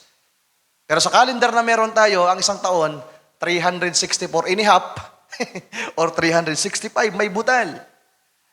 So, hindi ko na problema kung paano pa natin i-compute yan, basta ginamit ko numero lahat ng Diyos. I use the 40 numbers, mga kapatid. At yan po yung mga lalabas diyan. Screenshot ko sa inyo yung mga computation ko. Next. Ang Sardis, sa panahon ni Luther, ang ikalimang iglesia ay tumakbo sa mga panahon ng 1520 hanggang 1750. Katingnan niyo. From 1513 to 1753, hindi lumalayo yung panahon ni Luther. Nasa second day yan. Ngayon, nakita nyo ba yung taon natin? Yung 2024, nakita nyo ba? Doon sa first day at second day, nakita nyo ba yung panahon natin? Wala. Isa lang ibig sabihin nun. Pasok tayo sa third day. Nasa 3 araw na pala tayo. Tingnan natin. Third day. Hindi kasi natin nakita yung alauna ng umaga, 2:00 ng umaga, ang tiningnan natin ay yung umagang-umaga na. Pero ang isang araw, magsisimula yun ng 1 a.m. Kaya ang third day, nagsimula noong 1793.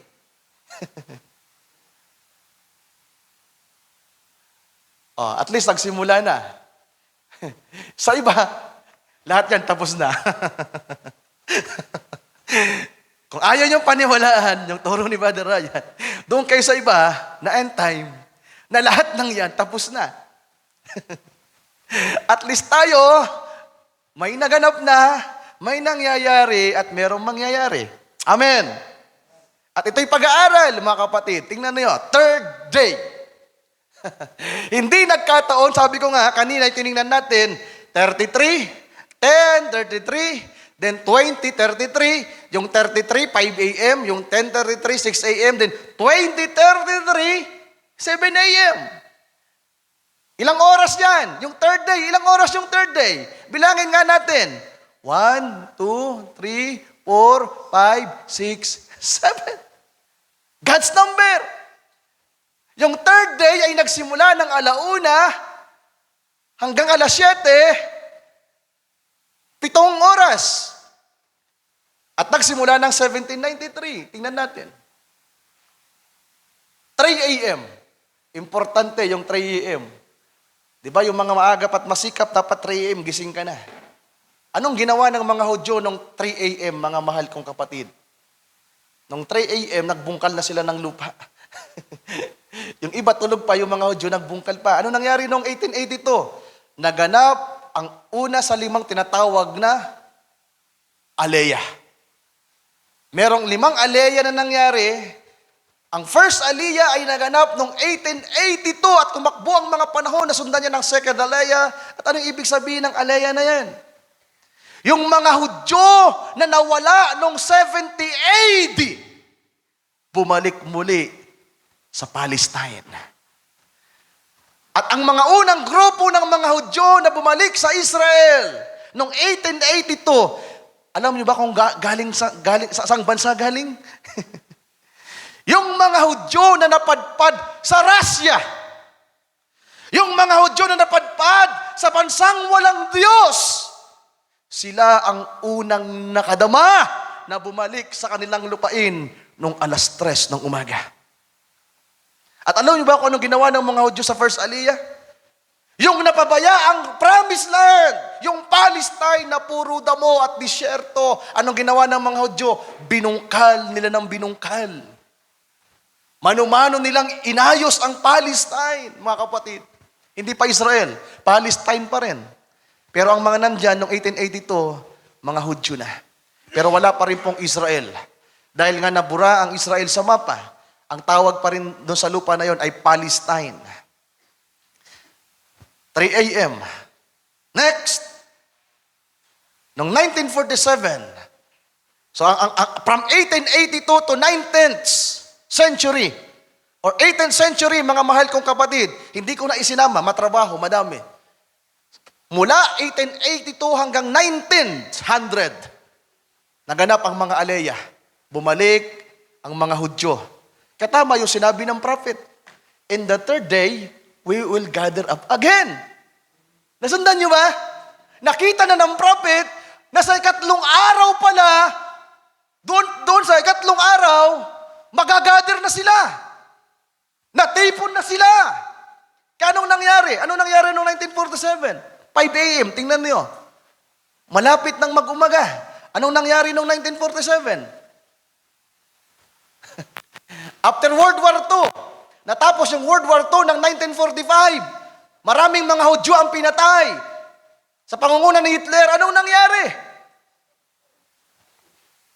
Palestine, yung bansang Palestine, Yung lupa na tinatawag na Palestine, pinalitan ng pangalang Jewish states.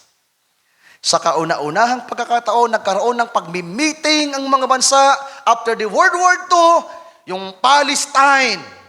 Sabi nila, ito ay para sa mga Hudyo. Sumikat ba yung araw? Malapit nang sumikat, mga kapatid. Pero hindi pa. Noong 1948, tingnan niya, noong 1947, unang iwinagayway. Itinaas ulit ang bandila ni David na mayroong isang malaking bituin. Di ba? Ang bandila ng Israel, puti lang yan sa kulay blue. Sino nakakita na ng bandila ng Israel? Ano meron sa bandila ng Israel? Bituin ni David. At sabi dyan noong 1947, from 70 AD, makalipas after 2 days. And the third day, merong tumaas na bituin. Merong liwanag. Hallelujah! Ang mga Hudyo na nakabalik sa kanilang lupain ay nirecognize bilang isang bansa at estado. Pero noong 1948, idiniklara silang malaya. 1948, ang Israel ay na-establish. Pwede ba nating palakpakan ng Panginoon, mga kapatid? Baka para sa inyo, baliwala na yung pinag-aaralan natin. Ito yung sabi ni Brother Jerry kanina ng mga prophecy ito, mga kapatid. Bantayan din niya. Tingnan niya, nagkataon ba na nung third day, 5 a.m., pasikat ang araw, may nangyayari sa Israel. 1949, noong 1949, sa kauna-unahang pagkakataon, lumuklok sila sa United Nations. Kaya nga yung mga Arab country nagalit, genera sila. Alam niyo ba yon? Genera ang Israel, pero nanalo ba yung Arab country? Hindi. At patuloy silang ginigera. At noong 1963, mas maliwanag na ang sikat ng araw. 1967, ginigera sila ng mga Arab country. Pero dahil sa kamay ng Diyos sa liwanag na dala ng Panginoon para sa kanyang bansa, sa kanyang bayan, ang syudad na sinunog, ang syudad na winasak, ay muling napasakamay ng mga Israelites people. Naging kapital ulit nila ang Jerusalem. Gaano kahalaga ang Jerusalem, mga kapatid, sa Israel? Yan ang city of worship nila. Noong 1967, nakabalik ang Jerusalem sa kanila. Mas naging maliwanag. Pero sa church, sabi ng prophet, kung ano ang nangyayari sa Israel, pag may nangyayari sa Israel, may nangyayari din sa church. Kano naman nangyari sa church, mga kapatid? Noong 1933, 4:00 para sa atin. Ano meron noong 1933? Actually, bago mag 4:00, 1906, nagpasimula ang Laodicea, 1909, ipinanganak si Brother Branham. Tama ba? Pero 1933, binasa ko yung quotation nito nung nakarang Sunday, di ko nababasahin ulit. Kinomisyon ng Panginoong Diyos itong si Brother Branham to forerun the second coming of Christ. Ito yung binasa ko nung nakarang Sunday, na habang nagbabautismo si Brother Branham ng 500 person, nang babautismo niya yung ika-17, merong liwanag galing sa langit na bumaba at merong tinig na narinig. Kung paanong si Juan Bautista ay isinugo ko sa una kong pagparito, gayon kita isinusugo. To forerun, your message will forerun the second coming. 1933, dyan din ipinakita ng Panginoon ang 7 pangitain kay Brother Branham. Ang 7 visions. Ano nga ang vision? Liwanag. Sa pagbubukang liwayway, merong bright and morning star. Merong mensaherong lumitaw. Kuya Ryan, nakala ko ba midnight si Brother Branham? Yeah. At talagang doon ako nahirapan. Sabi ko, Lord, yari ako dito. Paano to, Panginoon? Midnight, dapat andito to sa panahong dito. Pero ang Diyos mabiyaya. Mamaya makikita niyo kung bakit naging part ng midnight si Brother Branham. Pero ang napaganda, mga mahal kong kapatid, yung tinatawag na bright and morning star, minsahero na may dalang liwanag, nagpupurhan ng araw, ikinumisyon ng Panginoon upang ipurhan ang kanyang second coming. The next, 1963, kung ang Israel merong 1949, 1967, ang church naman ay merong 1963. Ano meron noong 1963?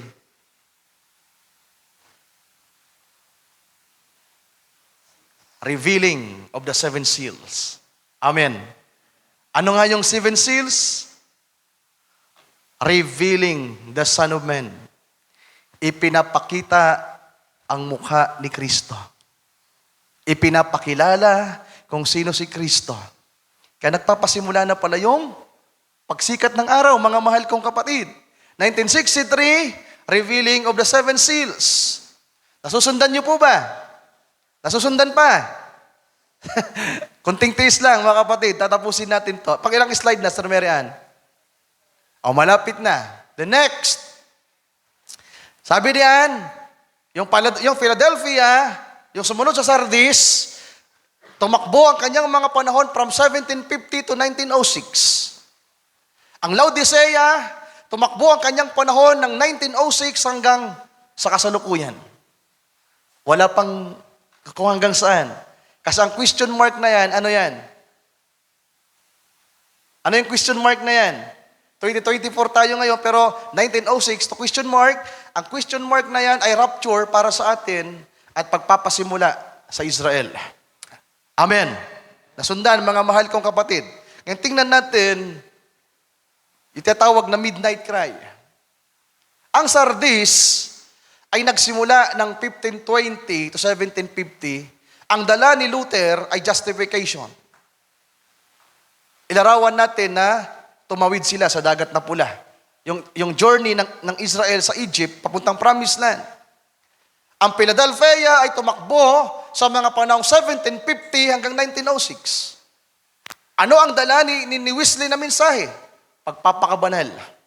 Kung titingnan niyo, yung sanctification sa panahon ni Wesley, unang ilang.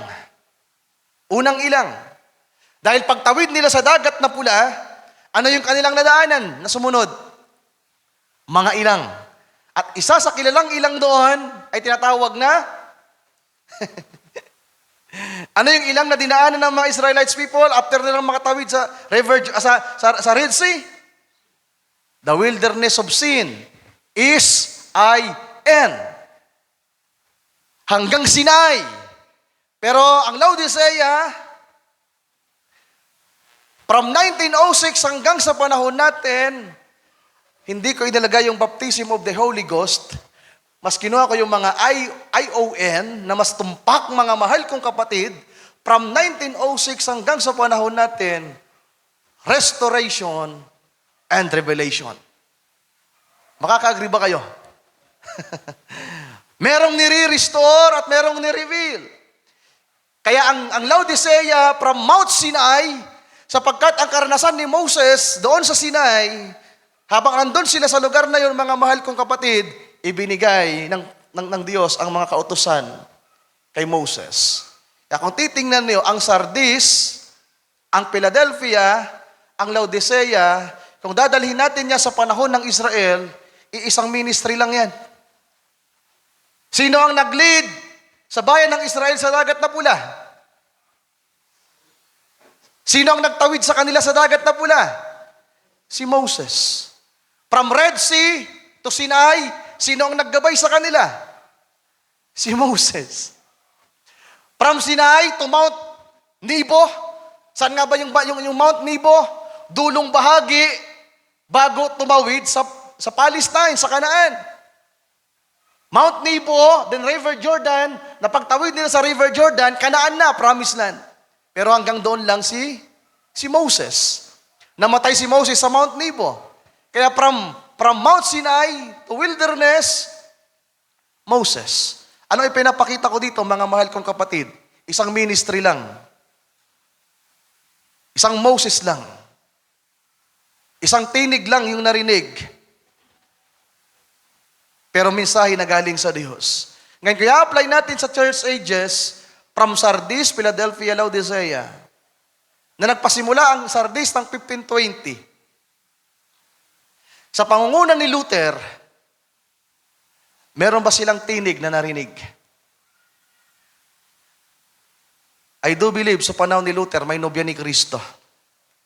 At ang sigaw, ang ministry ng Moses, sabihin natin, ang leadership at pangunguna ni Moses, bagamat 3 tao ang nandito, ay isang ministry, justification, sanctification, restoration, revelation, tinatawag ni Brother Branham na baptism of the Holy Ghost, ay isang mensahe lamang ang ipinadala ng Diyos dito.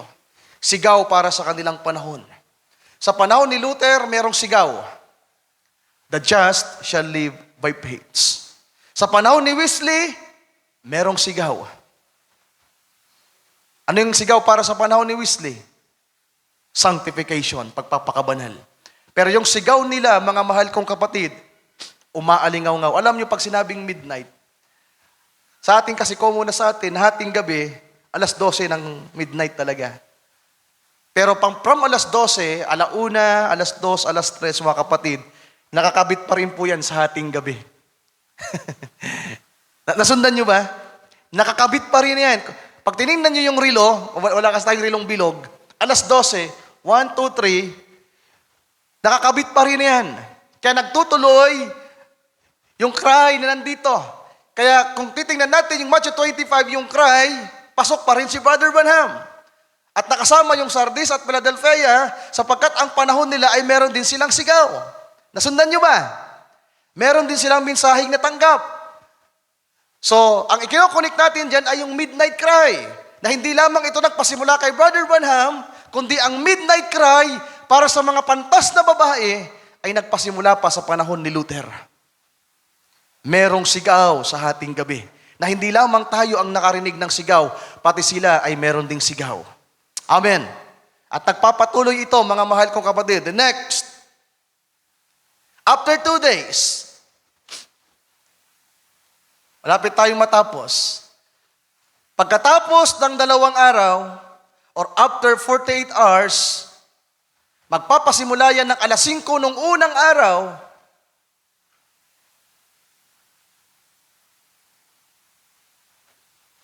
hanggang sa pagtatapos ng 48 hours. Sabi yan, after 2 days, after 48 hours, from 5 a.m. ng first day. So nagsimula tayo ng 5 a.m. Anong year nga yung 5 a.m. ng first day? Ano yung 5 a.m. sa first day? Pakilakasan? 33. Tama. So bakit naka-highlight yung 1953? Dahil kung bibilangin natin from 5 a.m. nung first day, mga kapatid, bilangin nyo na lang. From 5 a.m. ng first day hanggang second day, bilangin nyo. Ang pagtatapos ng 48th day ay 1913. Ang pang 49, after 48 hours, 1953. After 48 hours or after 2 days, 1953, kung kaya't ang 1953, pang 49 yan, mga kapatid. At sino ang pamilyar sa numero ng Diyos na 49? Jubilee yan, mga mahal kong kapatid. 7 times 7, 49. Then ang pang 50 ay kalubusan ng kanilang Jubilee. Pero magpapasimula yan ng 49. Katingnan niyo, nagkataon kaya na after 2 days, sabi doon, ang mga Hudyo, after 2 days, babalik sila. Diba? Magpapasimula sila, binilang na lang natin yung mga panahon, after 48 hours or 2 days, noong 1948, naging bansa sila. Noong 1967, nakuha nilang Jerusalem, yung city of worship. At hindi nagkataon, napapasok din dito sa mga panahon ito, yung 1950. At ang number 50 sa Panginoon, mga mahal kong kapatid, ay numero ng kalayaan. Ang number 50 sa Panginoon ay year of deliverance or number of deliverance.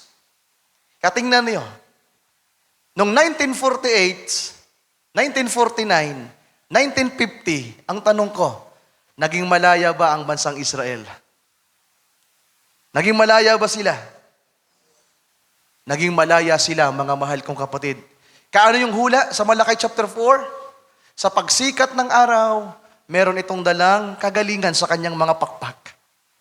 Kaya ang mga Hudyo, ang mga Israelites people, sa pagsikat muli ng araw sa kanila, ang mabuting balita, ang ebanghelyo ay nakapasok na sa kanila. Meron na silang mga napakinggan, mga mahal kong kapatid.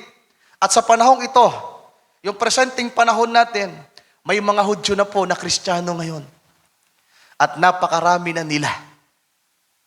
May mga simbahan na sa Israel na ang kanilang paniniwala ay Kristyanismo. Nagkataon lang kaya ang mga bagay na yan. 1950, Jubilee. Paglaya ng bansang Israel. 1948, na-establish sila. Kaya kung titingnan niyo from 5 a.m. or from 33 AD, bumilang lang kayo ng 48, after 2 days, after 48 hours, nagkataon lang kaya yung mga bagay na yan. Nasusundan niyo ba? From 5 a.m., from 33 AD, doon nagsimula ang bilangan ng mga araw para sa mga Hudyo. After 2 days, after 48 hours,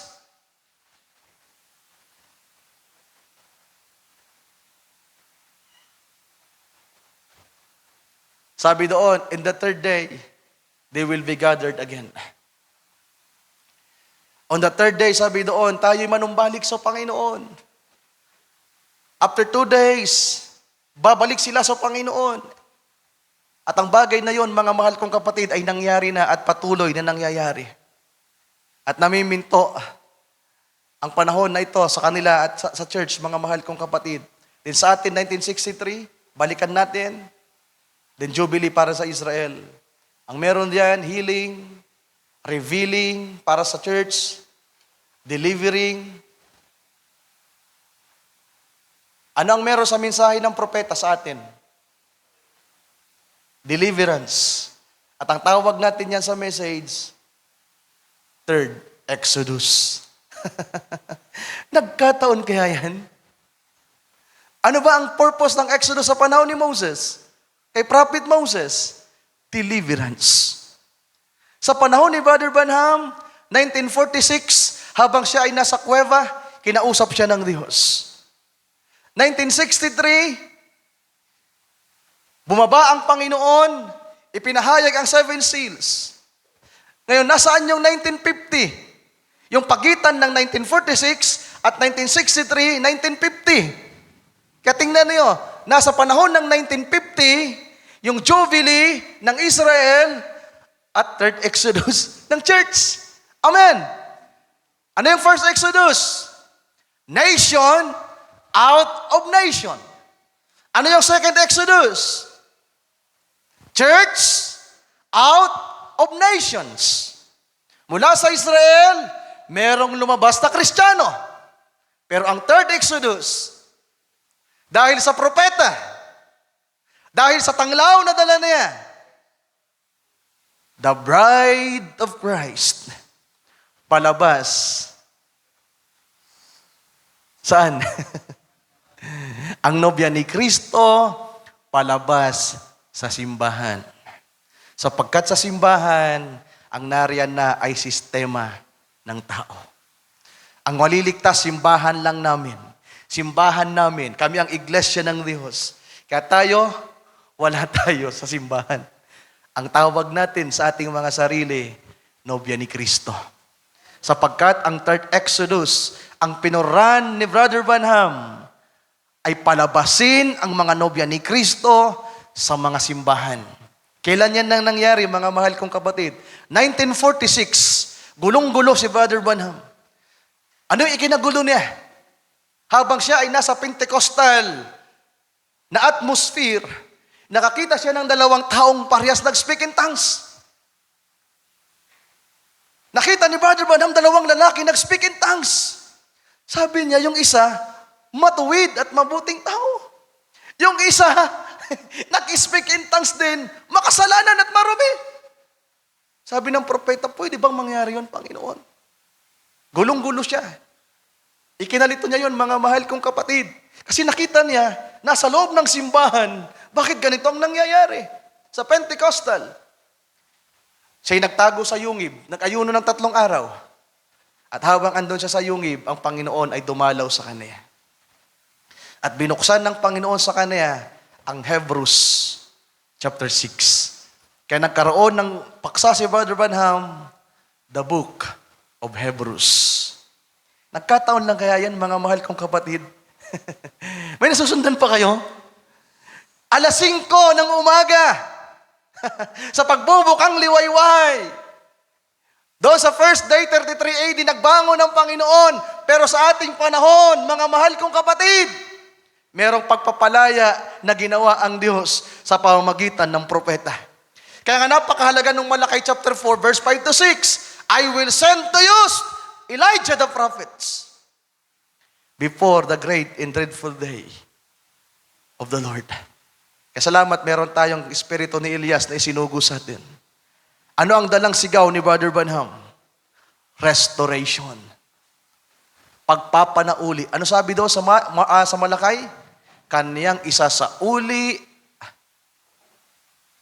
papagbaliking loob ang puso ng mga anak sa magulang. Ano yung tinutukoy na magulang sa prophecy? Our Father of Faiths. Kung ano yung nangyari sa Pentecost, ibinalik tayo. Kaya tingnan niyo, Jubilee sa Israel, Exodus sa church. Kailan yan nangyari?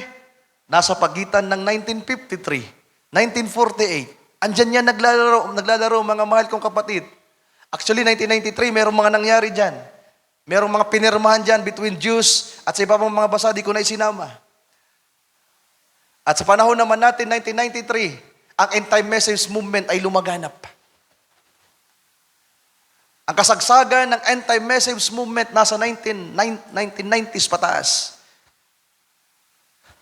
Kaya nagpasimulang lumiwanag, mga mahal kong kapatid, pero hindi pa rin ganun kaliwanag. Kinakailangan nating maabot ang pinakamatinding liwanag, ang mas maliwanag na bahagi. Then ito, panghuli. Third day, yung resurrection ng ating Panginoon. Ilalarawan natin, ito nabanggit ko na ito nung Sunday, kung maalala niyo pa. Friday afternoon, 3:00 ng hapon, nalagutan ng hininga ang ating Panginoong Yesus. Tama ba? Naalala niyo pa? Ang first day, Friday, naglalaro lamang ng 10 hours. From 3 p.m. to 12 midnight, 3, 4, 5, 6, 7, 8, 9, 10, 11, 12.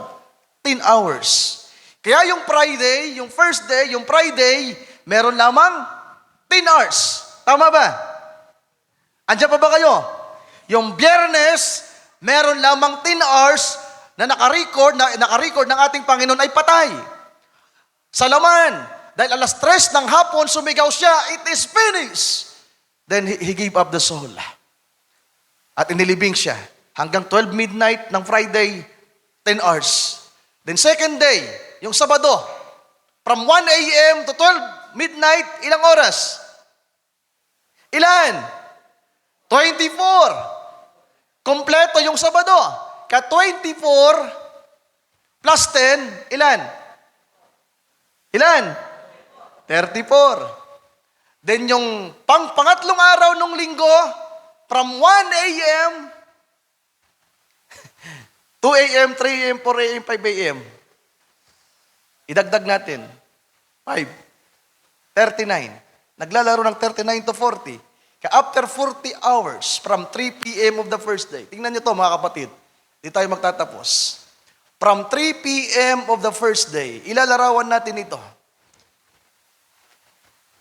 5 a.m., nag-resurrect ang ating Panginoon, 33 AD. 12 noon, sa panahon ng 325, 381, na-formulate ang Roman Catholic Church na buo sila, namatay ang iglesia. Total Dark Ages. Sinunog at pinagpapatay ang mga Kristiyano, nawala ang iglesia. Tama ba? Ang katawan ng Panginoon, yung espiritual na katawan, ay nawala. Nakapasok ang Antikristo. Kaya sa panahon ng 3 p.m., 433 AD onward, panahon po yan ng Pergamos. At anong ibig sabihin ng Pergamos, mga mahal kong kapatid? Total blackouts. At ang sabi doon, si Satanas ay lumuklok. That's the throne of Satan, the Pergamian. Kaya nasaan na yung iglesia? Nawala. Sa panahon ng Pergamos, nawala ang true church. From 3 p.m. Pero salamat sapagkat ang Panginoon ay nabuhay noong ikatlong araw. Tingnan niyo. Ang 3 p.m. ay 433 AD. Bilangin nyo ng 10, magtatapos siya ng 793, 10 hours, that is Friday. Second day, from 833 to 1753. Ano meron sa 1753? Panahon niya ni Wesley. Then third day, after 40 hours, yung 1793, 1 a.m. pang 35. 36, 1833, 1873, 37, 1913, 38, 1953, 39, 1993, pang 40. At ilang oras na patay ang Panginoon at ilang oras siyang patay at andun sa libingan, 40 lamang. Bago siya umakyat sa langit, ilan muna yung pinalipas niya? 40 days and 40 nights. Ang pang 40 ay 1993, magtatapos yan. Pag sinabing 48, included dyan 1993 hanggang 2033. Kukumpletohin mo yan. Kasi yung 39, naglalaro yan ng 1053 to 1993. Tama ba? Nasusundan nyo mga mahal kong kapatid. Nasusundan nyo. Yung 6 a.m. hanggang 6:01, 6:02, 6:30, 6:40, 6:59, 6 a.m. pa rin yan.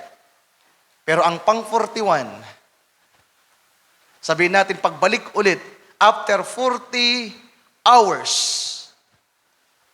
anong kasunod? Bumangon sa libingan ang Panginoon. At ang susunod na babangon, nakikita niyo yung 2024, mga mahal kong kapatid, malapit na. So ano meron sa paksa nating ito?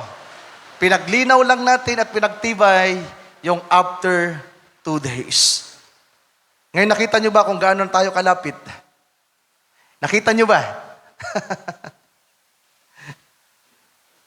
Malapit na tayo na mag-alas 7 ng umaga. Sabihin natin, ang 2024 ay nasa 6:45. At ang kailangan nating liwanag ay pang alas 7 liwanag. At ang numero 7, mga mahal kong kapatid, ang number 7, God's number of perfection, God's number of completion. Ating palakpakan ng ating Panginoon, mga kapatid ko. Tayong lahat ay magsitayo sa oras na ito. Kung hindi man nyo nakuha ang lahat, i-review nyo na lang. At least natapos natin, wala na tayong aalalahanin na part 3. Kung hindi man nakaya ng inyong huna-huna ngayong araw, at least meron kayong i-review na kumpleto, hindi na putol, kundi isang buo na you can review, mga mahal kong kapatid. Pasalamatan natin ang Panginoon sa isang maikling panalangin.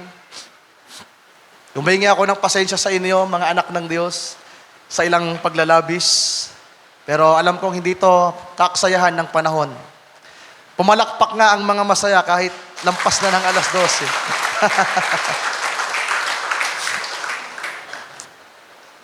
Anong oras na tayo? Nasa ikatlong araw na ba tayo? Yes. Kaya lang wala pa tayo sa araw. Yung kabuuan ng araw. Yung paksa ko nung Wednesday, ano yon? The greater light will rule the day. Kadalasan nagsisimula ang trabaho alas 7, alas 8. Kaya ang paghahari natin, ang 7 to 8 preparation, ang 8, ang meaning ng 8 ay eternity, our rule is on the 8th day. 7th day, our rest with the Lord. 1,000 years, millennial reign with Christ. Ang sumunod niyan, pangwalo. Ang pangwalo, eternity sa bagong langit at bagong lupa. Tayo manalangin. O aming dakilang Diyos, maraming salamat sa araw na ito. Salamat po sa mga salita mo na aming pinag-aralan. Lord, ako kung sa akin lamang, Panginoon, gusto ko nang maranasan ang matinding liwanag na ito. Ang makita ka ng mukhaan, ang maranasan ka ng lubusan. Nais namin, Panginoon, na higit kang makilala at hayaan, O Diyos, na ang aming mga buhay, lahat ng mga tila ba malabo pa ay maliwanagan na ng iyong kapangyarihan at ng iyong kaluwalhatian. Lord, ang 5 a.m., bagamat totoo, nasa umaga na kami. Pero minsan, ang 5 a.m. ay may mga bagay pa rin natatago. Kahit nga po ang 6 a.m., Panginoon, merong mga nahihirapan pang bumangon, kumilos. At tila ba kahit dilat na ang mata, ay hindi pa makita ang kabuuan ng mga bagay-bagay. Pero kapag pumasok ang alas 7, Panginoon, sa mga nag-aaral, sa mga nagtatrabaho, kapag ang oras na alas 7 ay nakita na nila, hallelujah, naroon na ang kanilang higit na paghahanda at paghahanda. Ang alas 5, alas 6, tila ba ang ilan masaya, pero ang ilan, Panginoon, ay kulang pa ng kalakasan. Pero salamat sapagkat kahit hindi pa ganun kaliwanag ang aming nakikita, Panginoong Diyos, ang liwanag na tumatanglaw sa amin, nagpapasalamat kami sapagkat mayroong liwanag na yung itinanglaw sa bawat isa sa amin. At kami ay naghihintay sa higit pang liwanag sa mga huling araw na ito. Ang pang-alas 7 liwanag. Sapagkat ang pang-alas 7 liwanag, ang pang-7, Panginoon, ay higit na maliwanag. It is your God's perfect number. Completion, perfection. Ito ang kailangan namin. Hallelujah. Lord, tulungan mo ang bawat isa. Nagawa ko po ang aking maliit na bahagi. Lord, kung nagkulang mo na ko at naglabis, pinagkakatiwala ko po sa iyo ang lahat. Kayo na po ang bahala sa bawat isa amin, Panginoong Diyos. Higit panawang maging maliwanag sa amin ang mga bagay na ito na aming pinag-aaralan. Help us, Lord. Tulungan mo po ang bawat isa sa amin. Salamat po sa araw na ito. Salamat po sa iyong mga salita. Tinatapos namin ang gawain na mayroong pagpapasalamat, pag-asa, at pagpapasalamat sa iyo pong mga salita naming napakinggan sa araw na ito. We bring back to you all the glory and honor and praise, Lord. Tanggapin mo ang aming pasalamat, ang aming papuri, pagluwalhati sa iyo lamang at sa iyo pong dakila at banal na panghalan. So only in the mighty name of you, our Lord and Savior, Jesus Christ. Amen.